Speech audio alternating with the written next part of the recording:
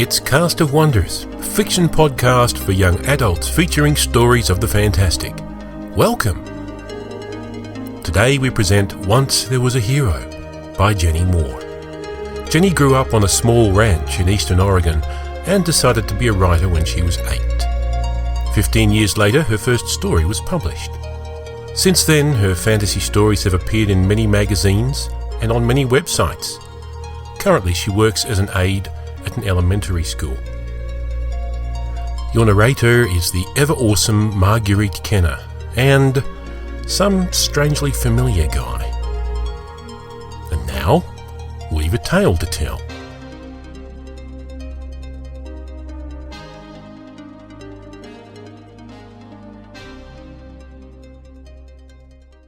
Once There Was a Hero by Jenny Moore.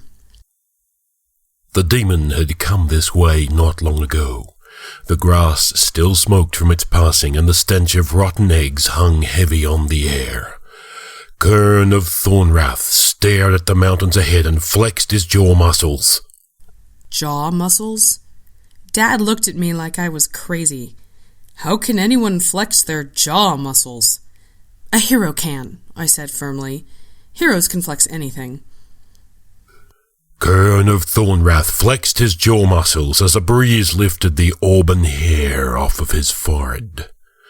A long cloak trailed carelessly from his shoulders, barely concealing the many knives, daggers, darts, clubs, and throwing stars that hung about his waist. Kern wasn't bad looking for a hero. He still possessed both of his eyes and all of his arms and legs. The only scar on his face ran from the bridge of his nose to the corner of his mouth and wasn't completely disfiguring. Souvenir of an encounter with an enraged barber, the scar— "You're ruining my reputation," Dad growled, interrupting me yet again. "I always tell people that I got that scar from a dragon shortly before splitting it with a single dagger. An enraged barber whose bill was not paid on time." I grinned and skipped out of arm's reach. "And who only stopped wielding his razor when Kern's innocent daughter pleaded with tears in her eyes for her father's life. I would have gotten him if you'd handed me my sword like I asked you. Instead, you gave the man a purse of gold and set him up for life. He lives in a mansion now, thanks to you, and I wish you'd stop with the stories, Fiandria. How many times have I told you, don't echo other people's great deeds, do your own? If you wanted me to stop telling stories, you shouldn't have dragged me on this lethally boring hike," I muttered, hitching up the sword that I wore slung across my back. "Besides, someone needs to tell the stories. Otherwise, how are people going to know that you're a hero? You'd just be some insane man with too many weapons if it wasn't for me." "You're my daughter," Dad said firmly. "Your future has more in store for you than telling tales." I made a face at his back. "My father's a great hero. Legend grew up around him like mold around a lump of cheese. And I'm his daughter, too big to be a beautiful princess. Mom's a queen, but that's another story. And too clumsy to be a good warrior, no matter what my father thinks. Too pig-headed to be much of anything, in fact." "Are we there yet?" I moaned. "We'll find the demon when we find it." Dad swigged water from the flask at his hip and sighed. "I know I'm down on my luck when I take up demon hunting in exchange for a month's rent. Come on!" It wasn't just the rent. This was also supposed to be a good opportunity for me to brush up on my heroing skills and start developing a reputation of my own. Dad said it would knock some of the stories out of my head and teach me to take a realistic view of life. So here I was, tagging along after him, carrying a sword that had been given to me by a moon goddess. That's another story, too. And wondering which I would die of first, boredom or the demon. Telling stories was the only way to keep myself sane. Kern of Thornrath drew his sword as he approached the mountains. Smoke and brimstone puffed from a shadowy bank behind a stand of juniper. The demon had gone to ground in a cave. The sword in Kern's hands blazed ruby bright.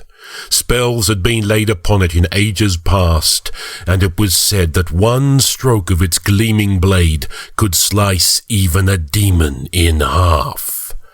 Kern had won it from an elf king in a card game. Fenandria, the daughter of Kern, drew her own sword. It was light but strong, shining with the pure silver glow of the moon. "Come out and fight, demon!" Kern roared.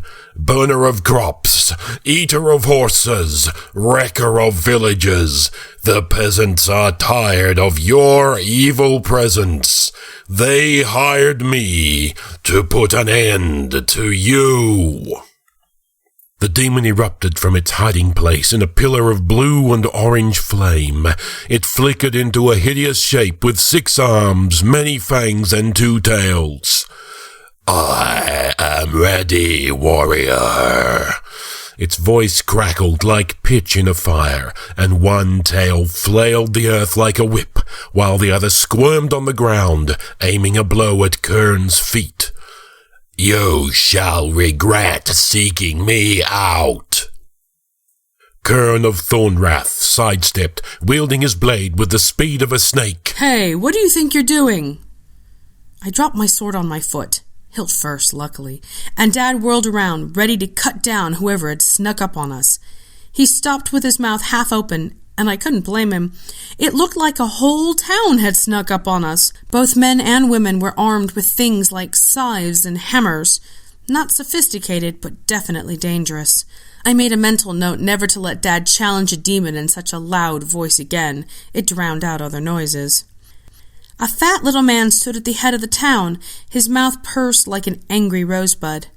"I called that demon into this dimension, and if you molest it, I'll have you up before the judge for damaging property." Dad lowered his sword. "Property? I was hired to do away with this demon." The rosebud mouth smirked. "Ah, yes, my enemies, no doubt." The little man faltered, peering at Dad more closely. Slowly his eyes widened into circles of amazement. "Kern of Thornwrath!" He sounded as excited as any teenage girl asking for Dad's autograph. "Is it really you?" He drew himself up to his full height, which was about the same as mine, and beamed all over his fat face. "I can't believe it. I've actually captured the mighty Kern of Thornwrath. I've never dreamed... I'm Joe, of course, Demon Master Extraordinaire. Perhaps you've heard of me." His face fell when we shook our heads, but he brightened again almost immediately. "You must have been hired by the village over the way. I sent the demon over there last week to ravage the countryside." "Why?" I asked. The demon had reduced itself to a more manageable 1 arm and 1 tail, and was flickering pale green in a bored way. It did not look like a demon that was getting much job satisfaction. Joe wrinkled his nose at me. "Who are you?" "Kern's daughter," I said stolidly. I was glad that the demon wasn't eating me, but inside I squirmed with embarrassment for Dad. Kern of Thornwrath, defeated by peasant villagers led by a man called Joe the Demon Master? Please. "I didn't know you had a daughter," Joe said to Dad. Apparently it was beneath his dignity to talk to a mere girl. "I'm turning my village into the richest town in the country. The demon destroys all the neighboring villages' crops and livestock so that they have to buy food from us, and we jack the prices to sell it to them. Works like a charm." Dad swung his sword suddenly, aiming for Joe's head with the flat of it, but the little man skipped out of the way with surprising speed. The rest of the village charged forward. Dad started fighting in earnest, and I flung myself to his aid. Only I tripped over my own feet after punching someone in the face and ended up getting trampled on for the rest of the fight, which didn't last long. Dad had faced some amazing odds in his time, but an entire town had him outnumbered. Manacled and chained to the stocks in the town square, Kern of Thornwrath and his daughter reviewed their positions. "I am reviewing my position," Dad snarled, "and it would be a lot better if you'd stop telling stories and let me think." "Sorry," I mumbled. I'd never been chained up before, and I knew I was getting blisters from the manacles. Besides, I felt guilty about the way I had fallen down in the fight. Dad wouldn't say a thing about it because he didn't want to discourage me, but I had made a good showing of being a hero's daughter. I sighed and tried to turn everything that had happened into a story, because stories always make things more manageable. However, I did it silently. Dad looked annoyed enough already. Kern of Thornrath reviewed his position and knew it was desperate. The chains were too strong for even his rippling muscles to break, and the entire village seemed to have turned out to guard him.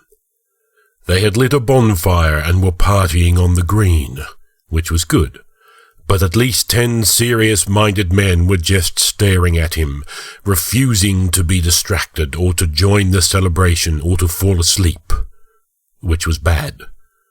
Kern hated it when guards were serious-minded. The demon roosted in the fire, twiddling its remaining tail, and caught Kern's eye. "Sorry," it said. "I was looking forward to a good fight. Burning wheat fields gives me no scope for my true potential. It's embarrassing to admit that Joe was able to call me up. He's not exactly the most stylish of demon masters." "Just as embarrassing as being captured by him," Kern said glumly, watching Joe swig cider on the other side of the fire. "I should never have taken this job. I could feel in my gut that something would go wrong." "Why did you take it, if you don't mind me asking?" Kern heaved a sigh. "I've been short of cash ever since I was declared outlaw for overthrowing King Dread. A few of his neighbours didn't like it, and I thought a simple demon slaying would be good practice for Nan here." "Yes." The demon eyed the daughter of Kern with professional interest. "She looks as if she could use it. Lovely swords you've got, though." He nodded at their weapons, sparkling in the firelight. "Enchanted, I suppose. Able to slice both fire and moonlight into slivers." "Of course," Kern said. I lost the thread of my silent story as I snapped, "I can do things too, you know." "Oh?" The demon raised its eyebrows, which were red, hot embers. "Let me guess. You're a sorceress, maybe? Or knife-throwing? That's a good skill." "I can tell stories," I said huffily. The demon smiled and shook its head. "How sweet." One of the guards leaned forward. He wasn't much older than me, and he had so many freckles that his skin looked brown. "Stories?" he said. "Could you tell one?" Dad rolled his eyes, but the other guards nodded. "Good idea," said the man who looked like a butcher, complete with meat cleaver. "This is the most boring job I've ever had." I smirked at Dad, and since I know most of the things that have made up his career, told one of his stranger adventures from long before I was born. He'd told me about it only once, but I'd added a few details in, and taken a few out, of course. Storytelling is about mixing the right amount of fantasy with reality. "You've heard of the lost city of Cremorian, of course. That place of dreams and wonders, where the poorest beggar had false teeth made of emeralds, and the cobblestones were solid gold." "Most of them were diamond," Dad muttered. "The gold ones were so soft they had ruts in them." I ignored him. "There came a day when Cremorian sank into the jungle that surrounded it, and neither dreams nor wonders were heard of again. No one knows what happened, whether an angry god cursed it or an earthquake swallowed it whole. People have sought for Cremorian for centuries, but no one has ever found it. Except for Kern of Thornrath. Kern entered the city at dead of night, as silently as a thief. He had found the map in a long-forgotten treasure chamber, guarded by the living skeleton of an ancient mage. Kern had squashed the skeleton under a toppled pedestal, retrieved the map, and set out in search of that city of song and story. He had travelled long and hard, slashing his way through jungles and battling giant tree cats, until he had come to this place. Now he stared at the tumbled buildings and dirty streets. What was so special about Cremorian? It seemed no different than any other ruin. Kern scuffed his feet in the dust, uncovering a gleam of gold. The stories were true, golden cobblestones and all. Kern raced through the city, relieving abandoned palaces of their treasures and filling his pockets with diamonds and rubies. Behind him, ghosts gathered. They came with whispers, their eyes bright with the rage of 1,000 curses. Kern raised his sword, but even that enchanted blade could not harm them. He ran, fleeing the dark terrors, but they followed him, chilling him to the bone and stealing life from his body. With the last of his strength, Kern flung the rubies from him and dribbled the diamonds onto the golden cobblestones. Then he fled again. He looked over his shoulder only once, expecting to see the ghosts still pursuing him. But they were not. They stayed where he had left them, counting over the wealth that they had been cursed to guard into death and beyond. Kern of Thornrath stumbled into the jungle, weary and poor once more. Behind him, the lost city of Cremorian brooded over its shadowy riches. "Thank you so much," Dad said bitterly. "Of all the stories you could have chosen, you had to pick my one failure." I stuck my tongue out at him. "Serves you right for being rude about stories." The rest of my audience was more appreciative. "Wow," Freckles whispered. He stared at Dad with round eyes. "You really found Cremorian?" "Interesting," the demon cackled. "A former master of mine once conjured and abjured me to seek for it, and even I got lost." Joe, who had come around to see what all the fuss was about, narrowed his eyes at me. I waited nervously. Was he going to order me thrown on the bonfire? Eaten by the demon? What if... "Tell another," he said abruptly. This story begins with a silvery dream sent by the moon goddess. In it she whispered to Kern, "You are a hero spoken of even in the halls of the deities. You must help me. The priests of darkness have stolen the sapphire that holds all of my celestial power. Without it, I will fade and die, and the moon shall shine no more." Kern awoke with his hand upon his sword.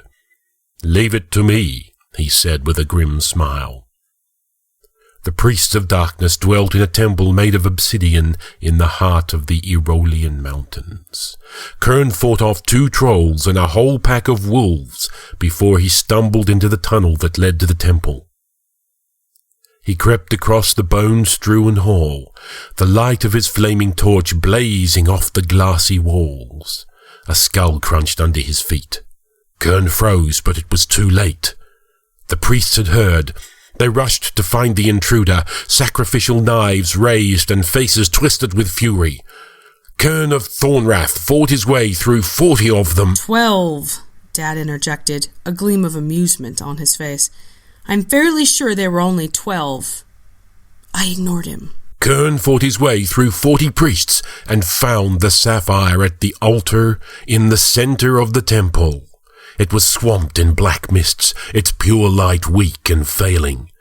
Kern clasped it in his hands and raced for freedom, the temple collapsing behind him, as darkness raged at its defeat. "Well?" That was the butcher, letting go of his meat cleaver in his fascination. "What happened next? Did the moon goddess reward him?" "Oh, yes, she granted him his heart's desire." I glanced warily at Dad. To my relief, he smiled at me. "He asked the goddess always to keep an eye on me," I said. "He was freaked out about the whole being a parent thing." "Still am," Dad said wryly. Joe, the demon master, looked around involuntarily, as if he expected a towering silver goddess to descend on him at any moment. "It's okay," I told him. "She dated Dad for a while, but she hasn't paid much attention to me since they split up." Which was fine by me. You have no idea how annoying it is having a goddess for a babysitter. Since she dumped me for that smarmy mage who wanted to rule the world. The smile died off Dad's face. He always gets grumpy when he remembers that. even though the mage had died not long afterwards in a freak accident involving 2 toads, a talking tree, and a really deep pond. I had always wondered about that. Dad has a few friends in the talking tree community, after all. Are these stories true? Joe interrupted my thoughts. Did you really do these things, Kern? Dad stopped brooding and allowed a mysterious smile to flicker across his lips. I have done many things, he said. Humph! The piggy eyes flicked to me, and their owner plopped himself down directly in front of me. Tell me more, he said. There was a time when Kern retired in order to spend more time with his daughter, and, he hoped, to avoid more scars. He took up farming, but the cows always got out, and fixing fences was almost as dangerous as being a hero. The wire succeeded in wounding him more thoroughly than any assassin had managed. Kern was bandaging his arm for the 3rd time in 2 days when his ex-wife stopped by. She's the queen of Upper Vanless and likes to see her daughter frequently. She also likes to fight with Kern for old time's sake. This time, she didn't want to fight. She wanted a favor. The armies of the Dark Lord are marching on my lands, she said. Kern used his teeth to tug the knot tight on the bandage. You mean Old Mundan? I thought he was chopping down dryad forests in the south. Not Mundan, the Queen snapped. Another Dark Lord. I know, it's a popular title, but this one means business. I need help. Kern of Thornrath never could resist a pretty face, even when it belonged to his ex-wife. Besides, fighting a losing battle against overwhelming odds sounded like a nice change from fixing fence. Did he defeat the Dark Lord? Joe had a faraway expression on his face. Do I look like a corpse to you? Dad asked coolly. I elbowed him in the ribs. Don't rush the story. Sorry. He never has had any concept of narrative. You wouldn't believe the tangled bedtime stories I've had to suffer through in my time. Never mind the story, Joe said abruptly. I'm sick of stories. I felt my face heat up. And I thought I'd been doing so well. I want them to be real. His fat face crumpled with misery. I want to be a hero. I want more adventures than just summoning a demon, and capturing Kern really doesn't count because the villagers did most of that. I want to discover a lost city and date the moon goddess. I want it to be real. I looked at Dad. Dad looked at me. For once, we understood each other perfectly. They could be, I said. Maybe someday I'll be spinning stories about you. All you have to do is perform a few heroic deeds. Rescuing a maiden from a dragon, Dad said encouragingly. It's always a good way to get your career off the ground. It's how I started, as a matter of fact. Joe hesitated. Really? Truly, we chorused. I think you'd make a very handsome and noble hero, I added, which was hard to say with a straight face. I've heard there's a giant terrorizing the western lands, Dad said. Giants always look good on a resume. I'll do it! Joe the Demon Master sprang to his feet and snatched Dad's sword up. You don't mind if I borrow this, do you? Not at all, Dad said politely. Better release the demon, I advised. You wouldn't want people saying that you relied on supernatural help to become a hero. Nice one, the demon whispered as Joe waved a hand vaguely and muttered the release spell, too engrossed in the magic sword to pay much attention to anything else. The demon expanded until it blotted out the stars with flame. Then, with a nod to Dad and a wink to me, it popped out of existence. Joe? The butcher called. What do you want to do with the prisoners? Too late. Joe had already swaggered happily out of earshot, stolen sword in hand, on the lookout for dragons, giants, or moon goddesses. Well, Freckles gave me a shy smile. It seems rude to hold you captive now, after all those stories. You could unchain us and invite us to supper, Dad said hopefully, which was exactly what they did. Pity about that sword, though, the butcher said. How will you slay dragons now? A hero is more than the sword he carries, Dad said haughtily. Besides, it's one of those newfangled ones with built-in burglar protection. It always returns to its owner in a day or two. Everyone laughed. I put an arm around Dad comfortably. He's not a bad father, all things considered. He squeezed me back and kissed the top of my head. "You know," he said, "I think I can see what you mean about stories. They have their uses."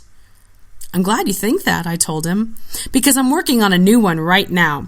It's all about how Kern of Thornrath went demon hunting but was captured by peasants and—" Dad groaned. "Think of my reputation. It'll be ruined. And was rescued by his daughter, the world-famous storyteller," I finished triumphantly. Dad rolled his eyes to the sky, but he was grinning. "Could you make it a fearsome knight instead of peasants? The odds should be at least 120 to 1, and maybe the demon could have horns and breed poison, too." "Maybe," I said.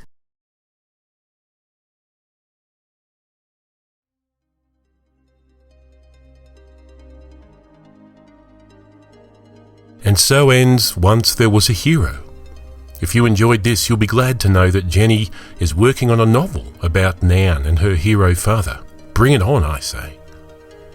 Come tell us what you thought of the story in the forums. We would love to hear from you. Cast of Wonders is a production of Wolfsbane Publishing. The editor is Barry J. Northern. The audio producer and host is Graham Dunlop. It's released under a Creative Commons Attribution, Non-Commercial, No Derivatives license.